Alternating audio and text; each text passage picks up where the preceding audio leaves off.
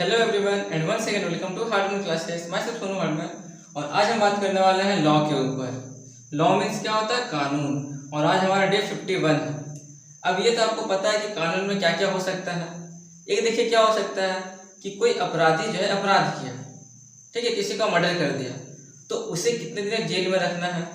उसके बाद फिर हम ये बोल सकते हैं ना कि वो इतने दिन तक हवालात में रहा, वो जेल में रहा, उसके ऊपर मुकदमा चल रहा है। वो अपराधी ने ऐसा काम किया कि उसके ऊपर अभी तक मुकदमा चल रहा है, अभी तक केस सॉल्व नहीं हुआ है। ये सभी क्या है? सब हमारा कानून के अंदर आते हैं ना।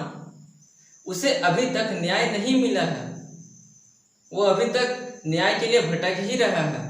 ये सब क्या क्या सेंटेंस है? ये सभी सेंटेंस हमारे कानून में आते हैं, लॉ में आते हैं, है कि नहीं? तो बस आज हम इसी के बारे में बात करने वाले हैं अपने प्रेजेंटेशन के द्वारा।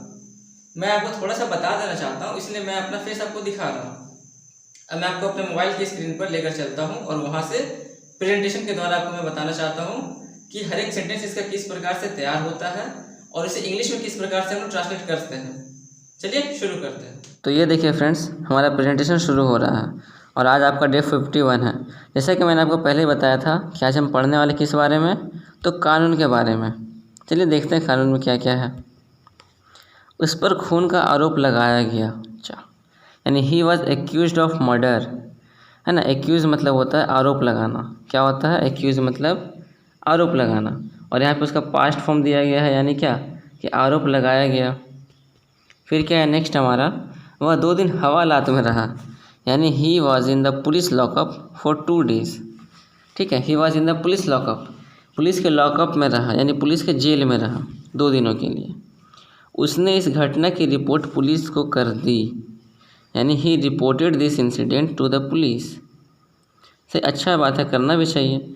ही reported this incident to the police. फिर क्या है? अपराधी को छोड़ दिया गया, यानी the accused was acquitted. Acquitted मतलब कि छोड़ दिया जाना। फिर क्या है नेक्स्ट? वह जमानत पर छोड़ दिया गया। He was released on bail, ठीक है, he was released on bail. फिर क्या है नेक्स्ट? वह फरार हो गया। होता है ना कि कुछ लोग भाग जाते हैं, तो उसे हम लोग इंग्लिश में क्या बोलते हैं? एब्सकॉन्ड। क्या बोलते हैं? एब्सकॉन्ड कहते हैं। और यहाँ पे पास्ट का बात बोल रहा है ना कि वो भाग चुका है, वो फरार हो गया है, यानी कि वो भाग चुका है। तो इसीलिए उसके लिए क्या यूज़ किया गया है? एब्सकॉन्डेड। फिर देखिए नेक्स्ट क्या है हमारा, कहाँ गया? कि आप मेरे गवाह हैं, means you are my witness. फिर क्या? यह कानून के खिलाफ है, यानी this is against the law. Law means कानून, अगेंस्ट मीन्स खिलाफ। फिर क्या? यह बिल्कुल बेगुनाह है, यानी ही इज़ इनोसेंट। बेगुनाह को हम लोग इंग्लिश में क्या बोलते हैं? इनोसेंट। फिर क्या है नेक्स्ट? आप ही इंसाफ कर दीजिए। इट्स फॉर यू टू जज, इट्स फॉर यू टू जज, आप ही हिसाब करें। फिर क्या है नेक्स्ट? यह सब नकली दस्तावेज है। दस्तावेज मीन्स डॉक्यूमेंट का बात हो रहा, तो क्या हो जाएगा? These are all forged documents. ठीक है, these are all forged documents. फिर क्या है नेक्स्ट? वकीलों ने गवाहों से प्रश्न किए, यानी the lawyers cross examined the witness. ठीक है, the lawyers cross examined the witness. फिर क्या है नेक्स्ट? आजकल मुकदमाबाजी बढ़ गई है, यानी nowadays litigation is on of the increase. ठीक है, कि nowadays litigation is on the increase. फिर क्या है नेक्स्ट? पुलिस इस विषय में छानबीन कर रही है, यानी the police is investing the matter. ठीक है, the police is investing the matter. Next, magistrate ने अपराधी पर अपराध लगा दिया। अब जो अपराधी है उसके ऊपर अपराधी लगेगा ना। The magistrate convicted the accused. हाँ, ये कोई बात हुआ कि कॉन्विक्टेड द एक्यूज्ड। फिर क्या है नेक्स्ट? अंत में अभियुक्त और अभियोग करने वालों ने संधि कर ली। मतलब ये कि जो केस करता है उसको हम लोग अभियुक्त कहते हैं, और उसका जो अपोजिट टीम वाला है, यानी कि जिसके ऊपर केस किया जाता है, उसको हम लोग क्या कहते हैं? अभियोग कहते हैं। तो लास्ट में केस सॉल्व हो गया, दोनों खुश हो गया, तो बस दोस्ती कर लिया। यानी at last the plaintiff and the defendant reached a compromise कर लिया, दोस्ती कर लिया। फिर क्या? उसको मृत्यु दंड मिला, यानी ही गॉट डेथ सेंटेंस। इसे आप याद रख लीजिएगा फ्रेंड, बहुत ही अच्छा सा सेंटेंस है, बहुत ही अच्छा सा वर्ड है। क्या? Death sentence. डेथ सेंटेंस को हम लोग हिंदी में कहते हैं क्या? मृत्यु दंड कहते हैं। ठीक है। फिर देखिए नेक्स्ट, घातक को फांसी मिल चुकी है। घातक मतलब क्या? मर्डरर, जो मर्डर करता है, वही बोल रहा है कि उसको फांसी मिल चुका है। वो सबको मारता है तो खुद भी लटक गया उस पर। फिर क्या है कि कानून से अनभिज्ञता कोई बहाना नहीं, यानी ignorance of law is no excuse.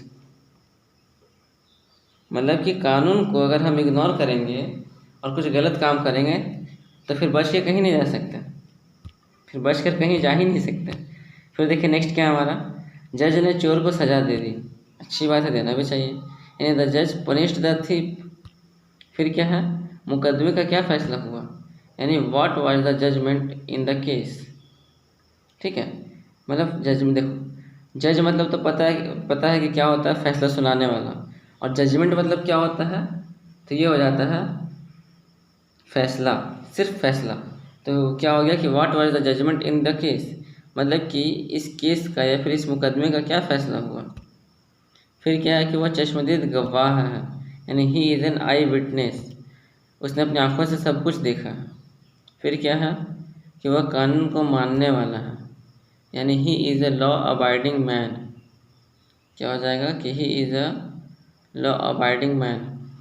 फिर क्या है नेक्स्ट, इंसाफ में देर का मतलब अंधेर है। सही बात है, यानी justice delayed is justice denied, है ना। Justice delayed is justice denied.